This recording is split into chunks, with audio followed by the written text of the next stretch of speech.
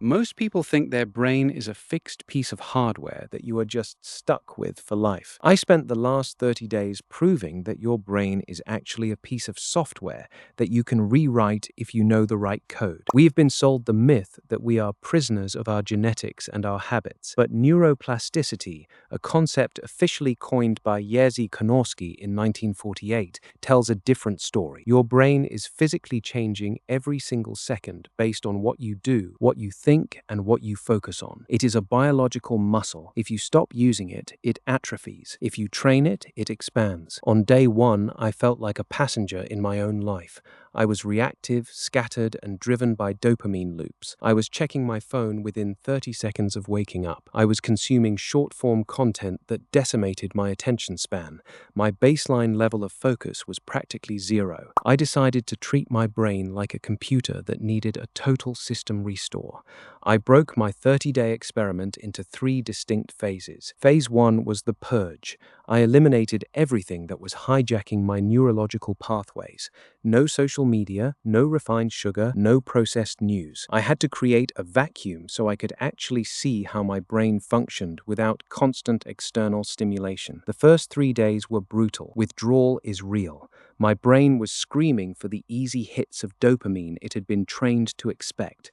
I felt irritable. I felt bored. But by day 4, something shifted. The fog lifted. I could actually sit with my own thoughts for more than 5 minutes without feeling an itch to pick up a screen. Phase 2 was the optimization of my cognitive load. I started utilizing a technique called interval deep work. I worked in 90-minute blocks. This is based on the ultradian rhythm, a natural biological cycle discovered by Nathaniel Kleitman. He found that our brains can only focus intensely for about 90 to 120 minutes before needing a period of rest. Most people fight this rhythm. They drink caffeine to push through the crash. I leaned into it. I worked for 90 minutes, then took a 15-minute break with zero stimulation. No music, no phone, just walking. This allowed my brain to enter the default mode network, where it organizes information and problem solves in the background. Phase 3 was the integration of neurogenesis-boosting habits. It is not enough to just stop the bad stuff. You have to build the new hardware. I started exercising for 30 minutes every morning at a heart rate of 140 beats per minute. A 2016 study published in the journal Neurology showed that aerobic exercise increases the expression of BDNF, or brain-derived neurotrophic factor. Think of BDNF as miracle grow for your neurons. It literally helps your brain grow new connections and protects existing ones. I also started reading complex, dense nonfiction for 1 hour every evening. I wasn't reading for entertainment. I was reading to force my brain to construct new mental models. By day 20, the results were undeniable. My resting heart rate dropped by 6 beats per minute. My ability to recall names and dates improved